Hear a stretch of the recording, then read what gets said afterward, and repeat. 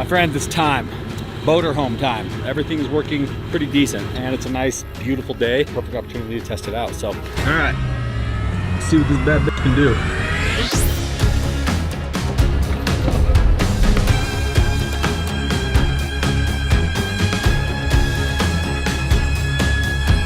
Tonight, a local YouTuber that goes by the name HeavyDSparks was once again spotted with a very strange vehicle, but this time he wasn't hauling it. Just imagine you're at the lake with your 24-foot Malibu and this guy shows up. If that's not a confidence killer, I don't know what is. I was getting pretty frustrated back there, but it's totally worth it now. Uh-oh.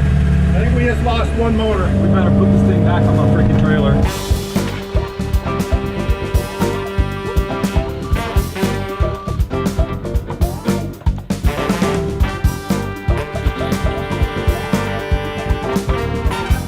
Diesel, Yo. you know where Sparks is? No, he's probably off looking at pictures of Boaterhomes to see what he wants for this. Hey Rob, do you know where Sparks is? We're just trying to sign in the break room. Okay. Do it all by myself, nice and easy. Never have to get wet. That's the great part. I've been all over the country with my dad. Personally, I'm taking it to California, Dumont Sand Dunes, camped in it there. Lake Havasu. What are you doing? Lake Powell, this is your... What are you doing? Research. They're working on the Boaterhome out there. They already pulled it in? Yeah. You started without me? You know, this boat's been sitting in storage for like over 20 years now. And when something sits in storage, it's slowly falling apart. And the reason for that is because it's not receiving the things that it needs, like fresh fuel, fresh oil, fresh batteries. All those little maintenance items are a big deal because if you don't keep up on them, well, then you end up with this mess and you end up with a boat that doesn't want to start.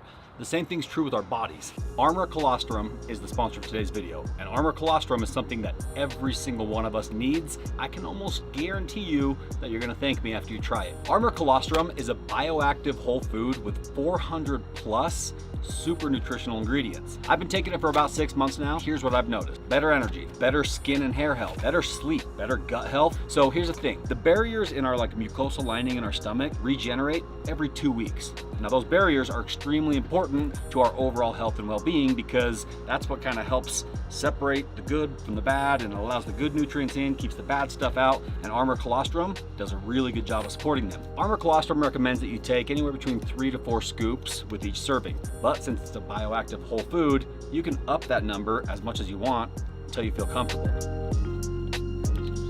So we got the scoops in here, we got it froth, and there you go, my friend. That's actually surprisingly very delicious. Let's test out the Chocolate Performance Revival. I freaking love this stuff. Guys, here's the deal. I got Armor Colostrum to hook you up. They're gonna give you 15% off your first order when you click the link in my description below and go to tryarmor.com/heavyd. Immediate 15% discount, or use the code HeavyD on their website, and boom, you're in. Try it out. I have a feeling that if you're anything like me or that guy, you're gonna really like the results. So give it a shot now, and thank you, Armor, for sponsoring the video. My friends, we are back on the Boaterhome. First video, we picked it up, got it here to the shop, obsessed over it for, well, basically still obsessing over it. And now we are all hands on deck to get this thing rocking and rolling. In the last video, I talked about possibly getting rid of this old Dodge van and swapping it for something newer, which would be awesome. It'd be way more functional, but we would lose all of the sex appeal. All of the classic, nostalgic vibe would go out the window. So it'd become a different machine. It'd still be cool, but it wouldn't have that retro feel, which is kind of what we want, and obviously you guys want. So believe it or not, we listen to you. When you drop comments on YouTube, and when I ask a question like, hey, do you guys think we should swap this to a new one or use the old one? And you guys all respond saying, keep the freaking old one. Well, that's what we do because we're here for you, which is why today we're gonna see just what condition this bad boy's really in. Keep in mind, we've got actually I think 4 engines on this thing that we have to go through today. We got the main motor in the van.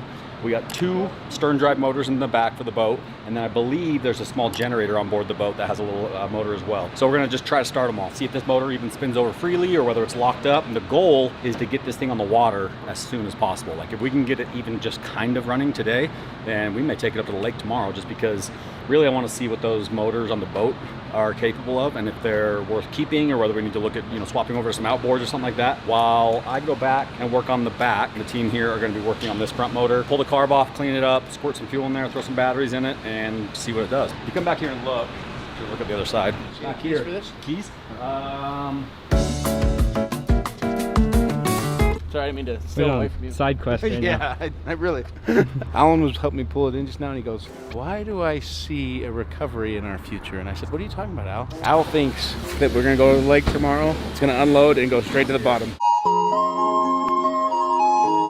Yeah, those are them. Yeah. This is for the other one, I think. Check this out. Listen to this kitty purr. Sounds like it's gonna start. Yeah, sounds really good. Let's get working on the boat motors and get some air in these tires if we can. I knew it. Knew that was gonna happen.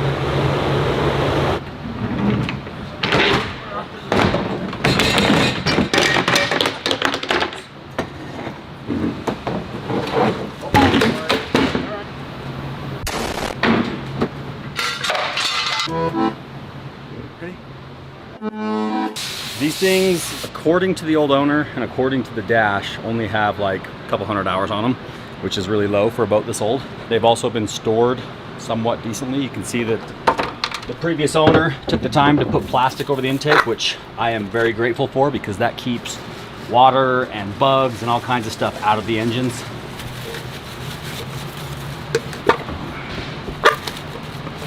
So they got all your worm clamps here.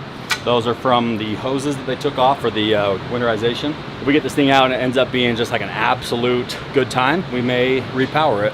My goal is for this thing to do 70 miles an hour. It's pretty fast for a boat. I think it's doable. First thing I got to do is check for the fluids, just oil, make sure we got fuel, make sure we got power, and then we can crank on them and see what they do. Unfortunately, the ignition keys are nowhere to be found, so luckily it's just a boat ignition, so it's very simple. In the meantime, I'm going to get the batteries charging and go that route.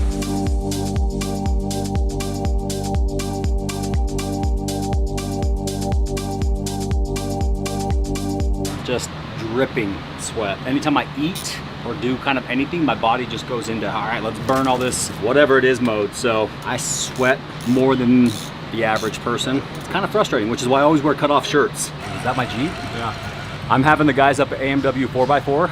They're like leaders in Jeep performance pretty much in the world. They're putting a 1,025 horsepower Demon engine in my Jeep Gladiator. It's been a hell of a project, been going for a little while now, but they're getting close to being done. That was the first video I've seen of it assembled and running, and I should be picking that up here at the end of the month. It's gonna be one of the wildest Jeeps you've ever seen. The oil looks really clean. Batteries are relatively new. They actually have a good charge in them. It like almost doesn't smell in here. Oh, hell yeah, they left the boombox in here. Get that thing out of here. That's like a full-blown shoulder boombox. Here comes Shaq right now. Bro, the FX95 with digital effects. One of our guys is at AutoZone right now. He's gonna see if he can find just a universal ignition key. I'm gonna see what the fuel situation is. So we gotta figure out where the tanks are, get them pumped out. Even fiberglass boats have a lot of wood in them, in the framing and the molding of the hull. All this stuff is gonna have to be replaced. Like all the upholstery panels, that's all old wood, completely crumbled and no good anymore. So that's gonna be basically the entire boat. I got good news. Well, I had good news. You see in these two bags, there was a bunch of different clamps and parts and pieces that were taken off when the boat was winterized. That means like the coolant lines, drain plugs, a bunch of miscellaneous stuff they pull out so the motors don't freeze when the water is stuck in them. I had found all of the hoses, but now I found an extra hose without a clamp. So I can get a clamp for it, but that just makes me wonder, did I put a clamp in the wrong place? Because there was the right amount for each engine. I think it should be fine, but we'll see. Basically all the engines hooked up to where they're supposed to go. Dave has almost got the ignition keys in. I'm gonna check the fuel tank, just make sure it's got something in it, and potentially see if we can suck out what little fuel is in there, put some fresh fuel in, and these bad boys should fire right up. Hands, hands, hands, hands, hands, hands. Does he have headphones in? Hands! Have him point it our way. We got power to both motors now. Had a loose connection down there on the starter, but I found it. So Dave's gonna finish putting the keys in, check the fuel, crank these bad boys up.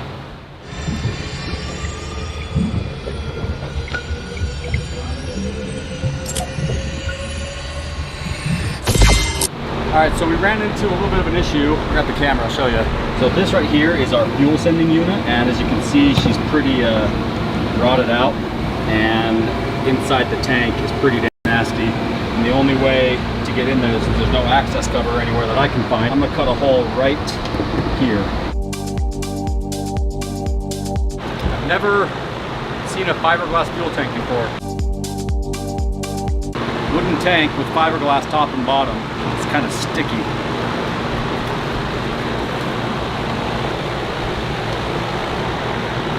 Oh, I chose the worst possible bag to do that with.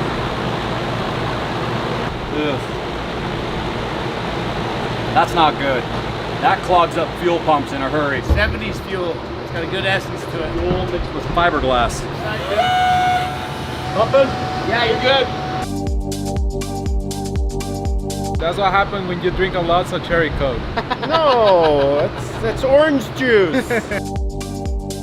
Those of you who have worked on boats before, you already know this, but for those of you who don't, anytime you want to work on a boat and do a water test, you obviously either need to take it to the lake or take the lake to it, which is what we're doing right now. On the side of the motor here, you'll see these rubber cups. Those are hooked to a garden hose. We turn the hose on. This is the intake for the motor. So that's going to suck the water in through the stern drive up into the engine. Without these, if we started the motor right now, we could destroy the impeller because it'd be running dry, and the motors would overheat within, a couple of minutes. We turn this on, it's gonna leak water out here, but that means water circulating through the engine, and that's a good sign. If we don't see water coming out, that means it's leaking somewhere in the boat. It's not a good sign. Try again. No, the other side didn't do anything. There we go. Do the starboard side again. Come on, do it again. Okay, yep, hold on. Turn that key off.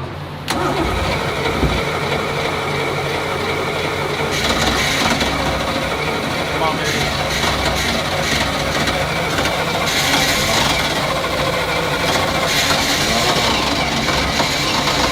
Hey, so actually you come.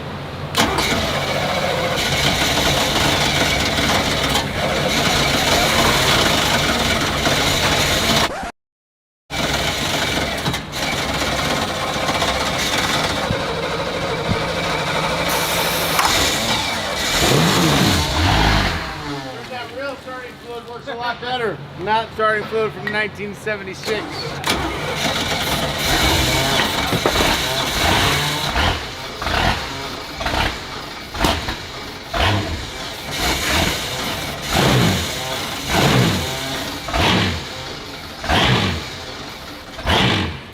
That is our old fuel pickup. It's copper tubing that went down in the tank. I don't think it had a pump on it because I don't see any. Sometimes there's submerged pumps in the tanks. I did not see any sort of pump. I've seen stuff like this kind of coming out, which resembles what could have been a pump maybe, but this also could have just been like the fuel sending unit.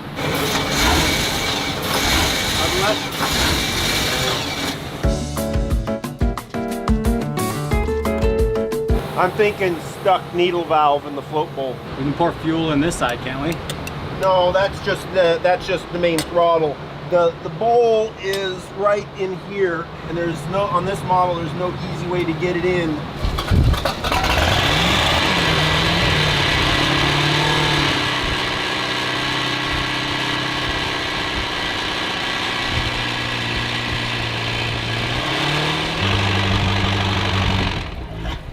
Talking about.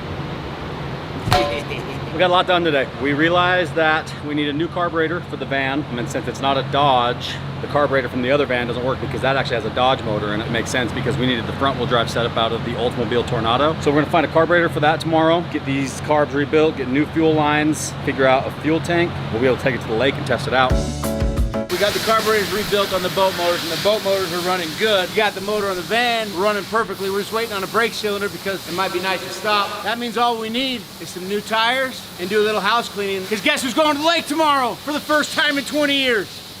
Yes! It's gonna be a rocket with these two motors. Like, it should be pretty aggressively fast. Got 520 horse. Put some new shoes on the Boaterhome, bro. In order to drive it to the lake, we want it to be able to drive in style. Everything you could ever want in a Boaterhome tire.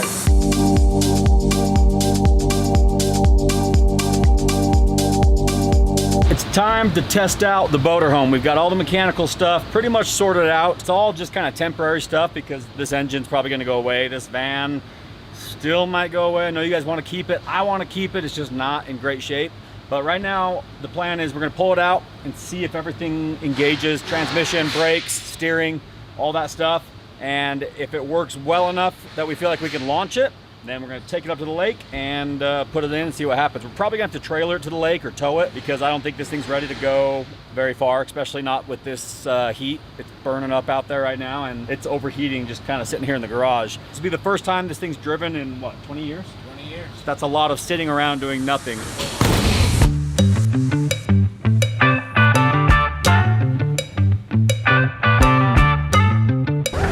It's out of fuel. I mean, it's got a lot going for it, but it also has a lot stacked against it, such as sitting for 20 years, being a 1975 or 76. So the fact that it made it that far is honestly kind of great. Now it doesn't want to start.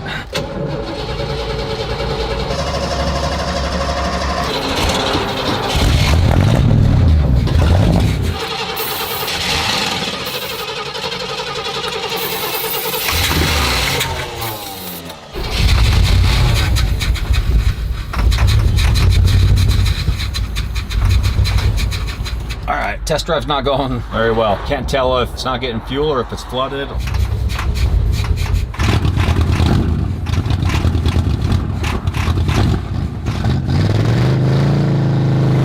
It started.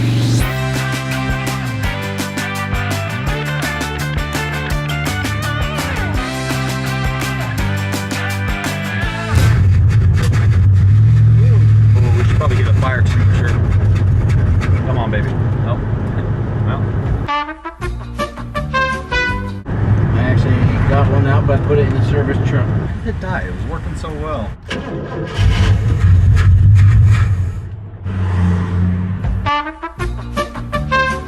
Oh, classic vehicles are full of fun surprises. Get all excited, throw a bunch of TLC at it, a bunch of new parts, time, money, and then it's always something dumb, like the fuel tank's probably full of mice. We didn't check the fuel tank on the van. We thoroughly rinsed the fuel tank on the boat. For some reason, this didn't get really looked at. I guess technically we weren't really planning on going further than kind of like around the parking lot of the shop, but it was running so well that I was like, I'll take her for a rip, and it was running great. Temperature was coming down, steering, brakes, all that was working, acceleration was decent. It's not all bad. I just want to get this boat in the water, and it would be so much easier to just put this boat on like one of our other boat trailers and haul it with one of our other pickups. But then it's not a Boaterhome. Then it's just a regular kind of weird looking boat. Tomorrow we're gonna flush the tank, get it running again, tow it up to the lake, because just like we tested this van, we gotta test the boat and see if it floats. The boat floats and the van runs, then we'll throw some more money at it. The boat don't float and the van don't run, I'm gonna have to really sell Dave on throwing some more money at it. Some more money at it. Money. Stuttering, it's so hot out here.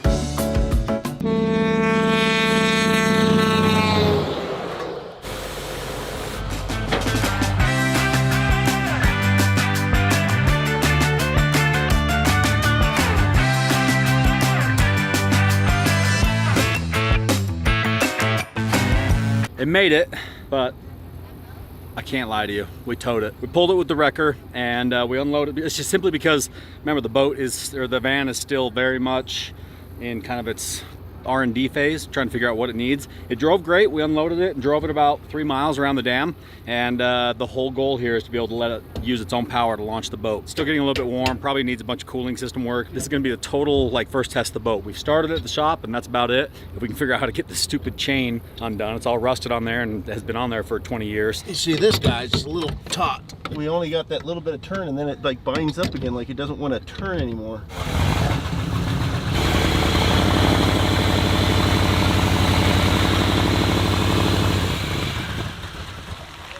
What's happening now? Seems to be having some issues.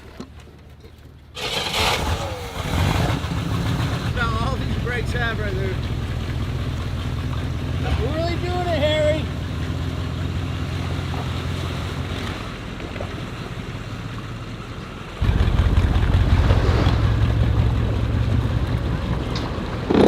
Need me to go more? Hold on, let me see.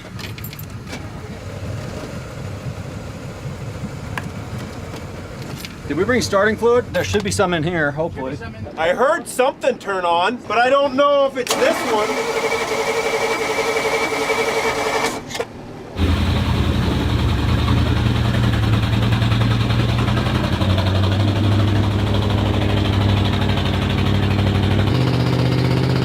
Poor little thing. Tranny's just not doing it. The engine and tranny just doesn't got enough oomph.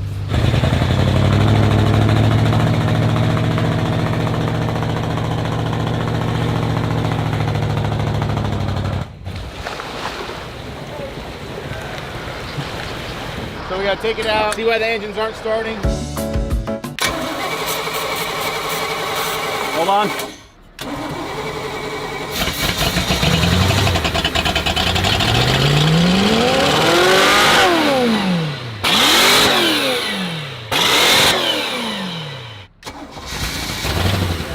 Now it needs to be rebuilt again. The needle valve assembly.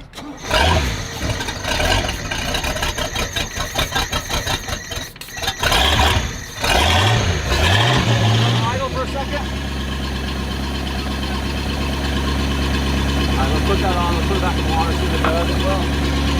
The motors are running, van's running, chain is cut. We're ready to dip it back in the water and go float around for a bit.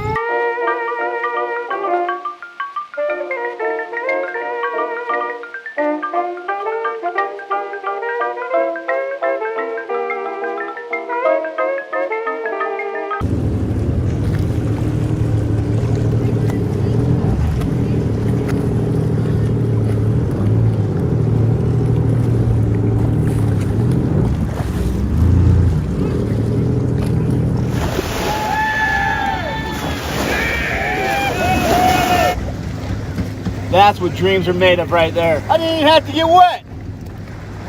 Yeah, turns out if you don't unbolt it from this, it doesn't come off the trailer. Have you ever seen anything more magnificent than a Boaterhome in its natural element? It's working, Dave! Look at this thing. What dreams are made of right there. Are you docking, sir, or are you just... Jump on.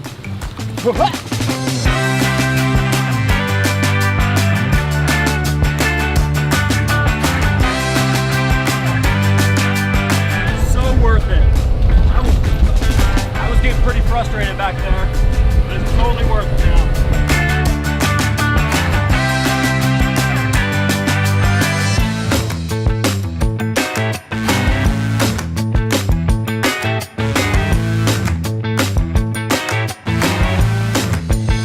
One of the most unique boats I've ever driven in my life. It feels so weird being inside here, and this doesn't really feel like the front of a vehicle. Just literally kind of feels like I'm cruising around in my grandparents' living room. We're gonna do a quick systems check on the oils and all that kind of stuff. One of the gauges is reading kind of low oil pressure, but it should be all right. Turns out we had there's 3 connecting points. We had 2 of them off. That one was holding on for dear life. It actually pulled the van into the water.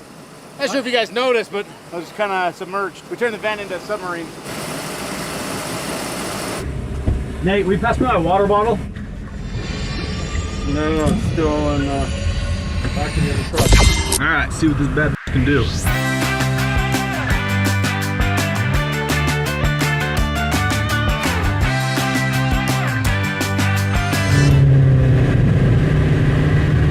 Alan! Uh-oh. I think we just lost one motor. Yeah. One motor down? Yeah. I think it's seized. Seized?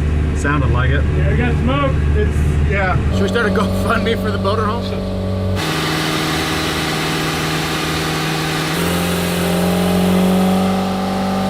Alright, we better put this thing back on the freaking trailer. That's going to be a fun in on itself. Yeah.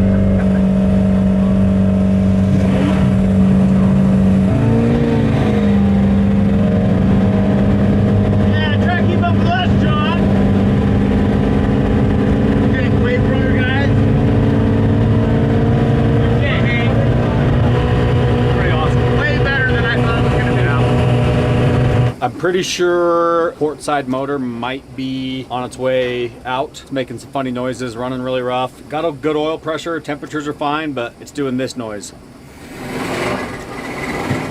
That squeaking you hear is usually when like bearings start going out on the crankshaft. That motor might be toast, but now we know that, I mean, this thing rips. For not having ran in 20 years and not having tuned the props or the carbs, or really, I mean, we cleaned the carbs and rebuilt them, but we haven't done any actual tuning. It seems to be running great regardless. It doesn't really mind.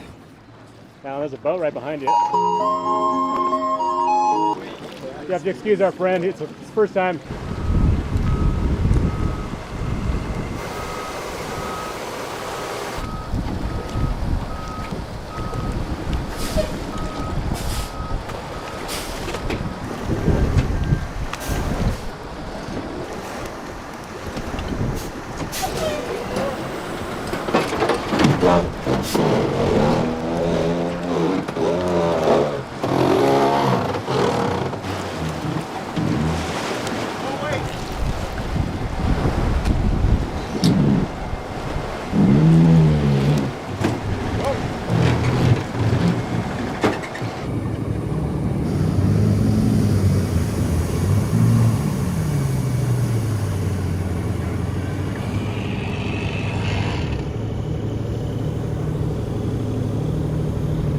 Well, as you can see, the Boaterhome floats really well.